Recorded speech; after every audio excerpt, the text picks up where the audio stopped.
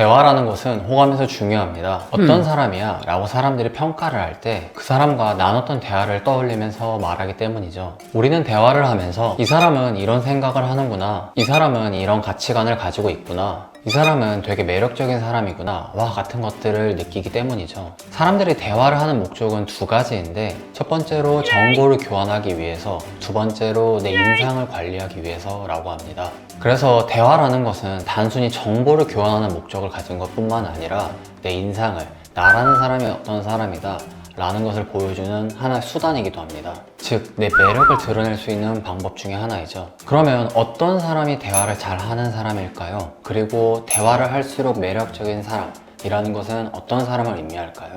여러 요인이 있겠지만 많은 연구들에서는 대답을 잘하는 것보다도 질문을 잘하는 것을 통해서 매력을 어필할 수 있고 더 호감을 높일 수 있다고 합니다. 한 연구에서는 소개팅에서 애프터를 받은 사람들은 어떤 특징을 가지고 있는지 조사를 해봤는데요.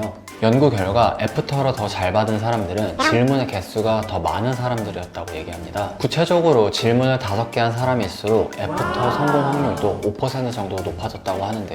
예를 들어 질문을 10개 한 사람보다 질문을 15개 한 사람들이 더 호감을 보였다는 말이죠. 하지만 그냥 질문을 많이 한다고 해서 호감이 오르는 것은 아닙니다. 질문을 잘 해야 합니다. 또 다른 연구에서는 단지 질문을 많이 하는 것은 좋지 않다는 것을 밝혀냈는데요. 1100쌍의 소개팅 대화를 분석해왔을 때 질문을 많이 한 사람들이 오히려 호감도가 더 떨어졌다고 합니다. 앞서 말씀드린 연구 결과와는 반대되는 내용이죠. 그리고 이렇게 반대되는 결과가 나온 이유는 질문의 종류가 달랐기 때문이라고 합니다. 대체 어떤 질문을 했길래 오히려 호감도가 떨어졌을까요? 그리고 우리는 어떤 질문을 하지 말고 또 어떻게 해야 자연스럽게 호감도를 높이면 상대방에 대한 나의 호감을 올릴 수 있을까요?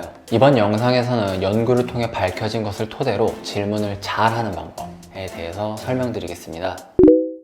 질문을 잘하는 방법은 당연히 맥락 따라, 상황 따라, 사람 따라 다릅니다. 하지만 크게 봤을 때 호감도를 올려주는 방법은 크게 두 가지 정도로 요약할 수 있는데요. 첫 번째로 그냥 마구잡이 질문을 하는 게 아니라 후속 질문을 하는 것입니다. 후속 질문은 상대방이 이전 대화 내용을 자세히 설명하도록 유도하는 질문을 의미하는데요. 그냥 무작정 질문을 많이 하는 것과 후속 질문을 하는 것은 질적으로 다릅니다. 그렇다면 그냥 질문은 뭐고 후속 질문은 뭘까요? 말로만 들었을 때는 잘 이해가 안 되시죠? 예시를 통해서 설명드릴게요. 예를 들어서 대화를 하기 위해서 상대방한테 전공이 뭔가요? 라고 물어봤고, 대화 상대방은 저는 심리학을 전공했어요 라고 얘기를 했다고 가정해 볼게요. 이때 그냥 질문은 이런 겁니다. 심리학 전공하셨군요. 그리고 후속 질문은 이런 겁니다. 아, 심리에 관심 있으셨구나. 왜 심리학을 전공하셨어요? 이 두 질문의 차이는 무엇일까요? 바로 두 가지입니다. 첫 번째는 대답에 대한 반응이 들어가 있는 점이고, 두 번째는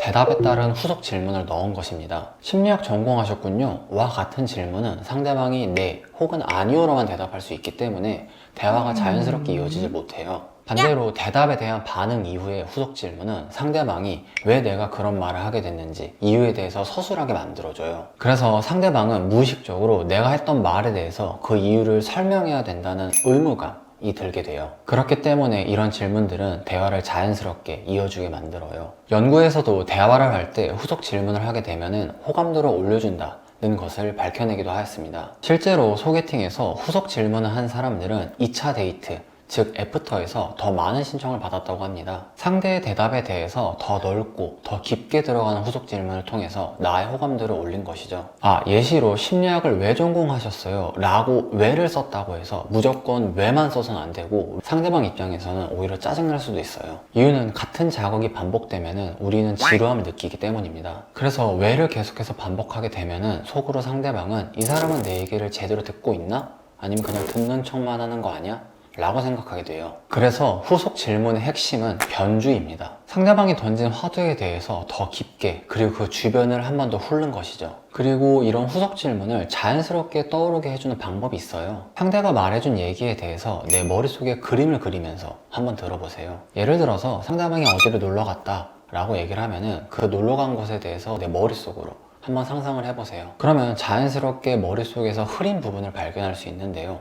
예를 들어서 놀러 갔다고 하면은 어떤 옷을 입고 갔는지, 어디를 가게 되었고 그 풍경은 어땠는지, 그리고 옆에는 누가 같이 걸었는지 와 같은 이미지들이 자연스럽게 흐리게 떠오를 겁니다. 그리고 바로 그 흐릿한 부분들을 상대방한테 후속 질문으로 던지는 것인데요. 예를 들어 상대방이 주말에 집에서 쉬었다고 얘기를 하면 주말에 뭘 하면서 쉬는지, TV를 보는지 아니면 핸드폰으로 보는지, TV를 보면 좋아하는 프로가 무엇인지, 그러면 어떤 장르들을 좋아하는지와 같은 후속 질문들이 떠오를 수 있어요. 다시 한번 핵심에 대해서 말씀드리면 변주를 하는 것이 중요합니다. 상대방이 알려준 그림의 흐릿한 부분을 함께 채워나간다 라는 느낌으로 후속 질문을 계속해서 하시면 됩니다. 그러다 보면 자연스럽게 상대방과 대화가 이어질 것입니다. 두 번째로 상대방을 중심으로 한, 상대방을 주인공으로 한 질문을 하는 것입니다. 대화를 할수록 매력적인 사람들은 내 이야기가 아닌 상대방에 대한 이야기를 중심으로 대화를 이끕니다. 기승전 내 이야기가 아니라 상대방을 주인공으로 하여 대화를 하는 것이죠. 아까와 마찬가지로 상대방이 심리학 전공했어요 라고 답변한 경우로 이 예시도 설명드릴게요. 상대방이 심리학 전공했어요 라고 했을 때 기승전 내 이야기는 바로 이런 방식입니다. 와 정말요? 저 저번 주에 사이코패스 드라마 봤는데 그거 어땠는지 아세요? 이런 질문 방식은 질문을 하면 할수록 오히려 내 호감을 깎아먹을 수 있어요. 실제로 연구에서도 대화 주제를 자신의 방향으로 돌리는 것, 자랑하거나 대화를 지배하는 듯한 태도는 오히려 질문을 할수록